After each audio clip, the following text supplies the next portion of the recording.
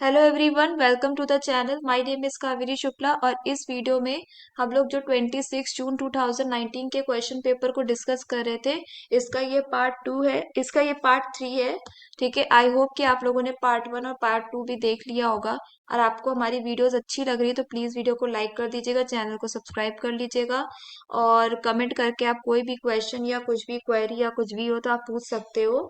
कोई भी डाउट हो आपको तो उसका रिप्लाई हम जरूर करेंगे और अपने फ्रेंड्स को शेयर भी कर दीजिएगा इस वीडियो को। तो लेट स्टार्ट। हम लोगों ने इस क्वेश्चन नंबर 58 तक कंप्लीट कर लिया था। आज हम लोग क्वेश्चन नंबर 59 से स्टार्ट करते हैं। तो इस वीडियो में हम लोग क्वेश्चन नंबर 59 से स्टार्ट करते हैं। ठीक है, तो देखिए ये मैच द कॉलम क्वेश्चन है, मैच करना है हमें यहाँ पे। तो देखिए, physical, monetary and industrial policy, ये हमारी किस टाइप की पॉलिसी है? हमारी इकोनॉमिक पॉलिसीज है। ठीक है, इकोनॉमिक पॉलिसीज हैं। ए का फोर्थ हो जाएगा। Social obligation toward several stake holders, ये हमारी सोशल रिस्पॉन्सिबिलिटी हो गई। Consumer, share holder, supplier, creditor etcetera. ठीक है, और ये मॉरल प्रिंसिपल बिजनेस एथिक्स में आ जाएगा। Consumer, share holder, supplier, creditor, ये स्टेक होल्डर इंटरेस्ट ग्रुप में आ जाएगा। तो देखिए यहाँ पे आंसर क्या दिया है। ए का फोर्थ हो जाएगा, fiscal, monetary and industrial policy economic policy में आ गया। और फिर उसके बाद social obligation toward several stake holders, B का फर्स्ट हो जाएगा, social responsibility. Consumer, share holder, supplier, creditor etcetera, C का सेकंड हो जाएगा, stakeholder interest group. Moral principle that define the right और रॉन्ग, डी का यहाँ पे थर्ड हो जाएगा, बिजनेस एथिक्स। चलिए नेक्स्ट क्वेश्चन देख लेते हैं। Question number 60। क्वेश्चन नंबर 60 में क्या दिया गया है? The attitude based on believe, opinion, knowledge और information about a particular event which the employees process possesses is cognitive attitude. ठीक है, कॉग्निटिव एटीट्यूड इसका करेक्ट आंसर हो जाएगा। 60 हो गया। Question number 61। Following are the events of an organisational culture. A हो जाएगा कस्टमर ओरिएंटेशन। तो क्वेश्चन नंबर 61 में देख लेते हैं, following are the events of an organisational culture. Organisational culture का क्या क्या यहाँ पे इवेंट्स होंगे? Customer orientation and employees policy, quality orientation, directing and motivating styles, decision making, products and services and responsibility to society, reactions to competitors and gratitude towards the nation, role, ambiguities, trade union and policies. ठीक है, तो A हो जाएगा customer orientation and employee policy. B हो जाएगा quality orientation, directing and motivating styles. C हो जाएगा decision making, products and services and responsibilities to society. और डी हो जाएगा reaction to competitors and gratitude towards the nation. ये last वाला नहीं होगा। रोल एम्बिग्विटीज क्यों होना चाहिए? ट्रेड यूनियन एंड पॉलिसी, ये गलत है। ठीक है, चलिए नेक्स्ट क्वेश्चन देख लेते हैं। क्वेश्चन नंबर 62 assertion reason का क्वेश्चन है। Brainstorming techniques demands the generation of a number of alternatives to a problem. Participate generate as many alternative as possible without evaluating them in brainstorming session. तो यहाँ पे दोनों ही statement correct है। R is the explanation, correct explanation है। ठीक है, next question देख लेते हैं। Question number 63। क्वेश्चन नंबर 63 में देख लेते हैं क्या है। तो closely related, job evaluation and performance appraisal are not the same. The purpose of job evaluation is to fix the remuneration and other relevant benefits. ठीक है, तो दोनों सेम नहीं है, तो ये यहाँ पे करेक्ट हो जाएंगे दोनों ही, स्टेटमेंट करेक्ट हो जाएगा। Question number 64। यहाँ पे देखिए, new reforms in the Indian banking system include digitization of banking operation, banking consolidation, borrowing and from government agency work. तो यहाँ पे डिजिटाइजेशन ऑफ बैंक ऑपरेशंस और banking consolidation, A B correct हो जाएगा। Question number 64 हो गया। Question number 65। Which of the following is the predecessor of IRD Act 1999, the Insurance Act 1938? ठीक है, नेक्स्ट क्वेश्चन देख लेते हैं। क्वेश्चन नंबर 65 हो गया। Question number 66। Which of the following are included in the digital payment system? RTGS, demand draft, NAFTA, cheque. जब the digital payment यहाँ पे क्या हो जाएगा? ए है, सी है, ए सी, ठीक है, केवल ए और सी होगा। फिर 66 हो गया, 67 देख लेते हैं। 67 वाला क्वेश्चन नंबर क्या है? Chalapati Rai committee was constitute तो Chalapati Roy committee was constitute for the restructuring of regional rural banks in India. ठीक है, ये 67 हो गया। क्वेश्चन नंबर 68 में देखिए, SIDBI was set up as a subsidy of IDBI to take over the function of small business financing of IDBI. ठीक है, तो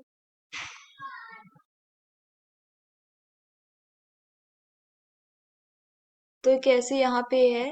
देखिए, Small Industries Development Bank of India, SIDBI was establish in 1990 as a subsidy of IDBI. ठीक है, तो ये इसका option यहाँ पे करेक्ट हो जाएगा, take over the function of small business financing of IDBI. Next question देख लेते हैं, क्वेश्चन नंबर 68। क्वेश्चन नंबर 69 यहाँ पे देखते हैं कि इंटरनल देखिए, inter bank call market, commercial bill, commercial paper, treasury bill. Treasury bill हमारा कौन सा है? मनी मार्केट में आता है। ठीक है, ये डी का ये रुकिए, गलत है। यहाँ पे ये A inter bank call market जो है, इंटर बैंक ए का थर्ड हो जाएगा। ये short term maturity commercial bills जो कि है हमारे बी का फर्स्ट हो जाएगा, मनी मार्केट। कमर्शियल पेपर्स सी का सेकंड हो जाएगा, प्रोमिसरी नोट। ट्रेजरी बिल्ट हमारे गवर्नमेंट पेपर्स होते हैं। ठीक है, नेक्स्ट क्वेश्चन देख लेते हैं, क्वेश्चन नंबर 70। क्वेश्चन नंबर 70 बहुत ही इजी क्वेश्चन है। Which one of the following is used for international money transfer? Swift. Swift इसका करेक्ट आंसर हो जाएगा। ठीक है, इंटरनेशनल मनी ट्रांसफर में स्विफ्ट यूज होता है। Society for world wide interbank financial telecommunication, society for world wide interbank financial telecommunication. ठीक है, 70 हो गया क्वेश्चन नंबर। अब 71 देख लेते हैं, क्वेश्चन नंबर 71 में क्या दिया? विच among the following is not true about BECIL? BECIL was establish by the central bank governor of 15 countries. ये गलत है। ठीक है, नेक्स्ट क्वेश्चन देख लेते हैं, 72। Which among the following is not a correct statement? क्या करेक्ट स्टेटमेंट नहीं है? Hedge fund can be sold to the public, ये गलत है। Hedge fund are not mutual fund. Investor in mutual fund must pay various fees and expenses. Mutual provide economics of scale to investment decisions. ठीक है, next question देख लेते हैं, question number 73। यहाँ पे credit worthiness score in India ranges between 300 to 900। Question number 73 हो गया। Question number 74, Peter F. Drucker noted the relationship between selling and marketing in which of the following term? The aim of marketing is to make selling superfluous। ठीक है, 74 हो गया। 75, shopping goods have which of the following features? Shopping goods have which of the following features? A, these products are generally durable in nature. Consumer generally compare the goods of various sellers and then buy such goods. Per unit price of this good is generally high.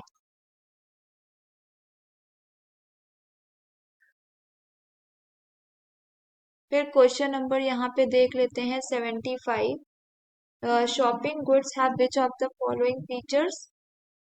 Shopping goods में कौन कौन से features होते हैं? ए, these products are generally.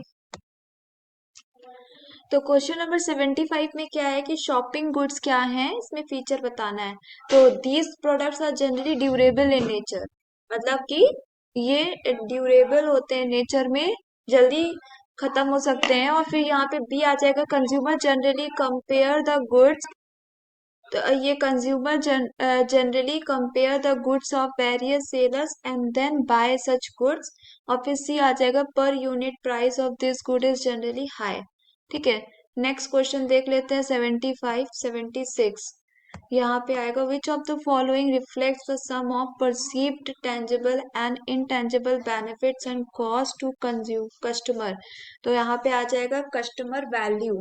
ठीक है, which of the following reflect the sum of perceived tangible and intangible benefits and cost to a customer value इसका answer आ जाएगा।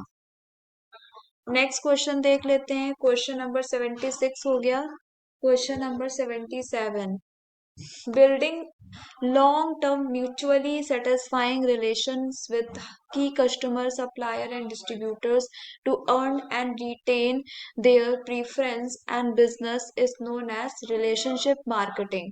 ठीक है, रिलेशनशिप मार्केटिंग इसका आंसर हो जाएगा।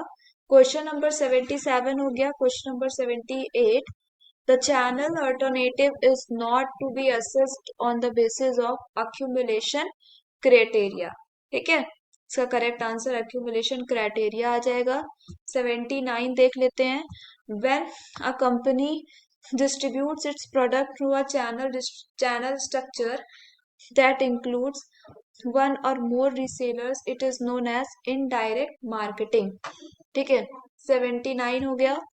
70 80, the retail supply chain does not include regulators. ठीक है, फिर question number 81, consumer behavior does not consist of which of the following activity producing। ठीक है, 81 हो गया। 82, यहाँ पे आ जाएगा, which of the following characteristics are related to relationship marketing। Relationship marketing में कौन से कैरेक्टरिस्टिक्स रिलेटेड है? Product feature orientation, product benefit, frequent consumer contact, high concern for quality. तो आंसर आ जाएगा product benefit orientation, frequent consumer contact, high concern for quality. ठीक है, next question देख लेते हैं, question number 83, which of the following is not which of the following is not a main stage in the customer relationship life cycle? customer annoyance। ठीक है, ये हो जाएगा। 83 हो गया। 84, agreement without consideration is always valid। ये गलत है। all contracts are agreement but all agreement are not contract। ठीक है, ये सही है। यहाँ पे क्या कहेगा कि बिना कंसिडरेशन के जो एग्रीमेंट वैलिड हो सकता है? नहीं, एग्रीमेंट तभी होगा ना कि उसके साथ हमें रिटर्न में कुछ पैसे भी तो मिलेंगे। कंसिडरेशन, बिना कंसिडरेशन के कोई भी यहाँ पे एग्रीमेंट वैलिड नहीं होता है। ठीक है, नेक्स्ट क्वेश्चन देख लेते हैं, क्वेश्चन नंबर 84 हो गया। Question number 85, doctrine of caveat emptor means buyer should be aware of all aspects of buying। ठीक है, नेक्स्ट क्वेश्चन देख लेते हैं, question number 86।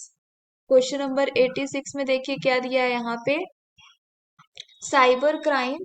Cyber crime information technology act ए का फोर्थ हो जाएगा, डॉक्ट्रिन ऑफ केम्बिट इम्पिटर बी का थर्ड हो, सेल ऑफ गुड्स और डिसऑनर ऑफ बिल सी का सेकंड हो, नेगोशिएबल इंस्ट्रूमेंट एक्ट हो जाएगा, और पेटेंट एंड कॉपीराइट डी का फर्स्ट हो जाएगा, इंटेलेक्चुअल प्रॉपर्टी राइट एक्ट। ठीक है, क्वेश्चन नंबर ये हो गया 86। क्वेश्चन नंबर 86 हो गया। 87, 87, redressal mechanism for consumer disputes under section 9 of the consumer protection act envisages a 3-tier system। ठीक है, 3-tier system। 87 हो गया। 88, which of the following does not fall in the ambit of the objectives of the competition act 2002, prevent monopolistic rights arising out of intellectual property। तो that's it in this video। Thank you अगर आपने यहाँ तक हमारी video देखा हो।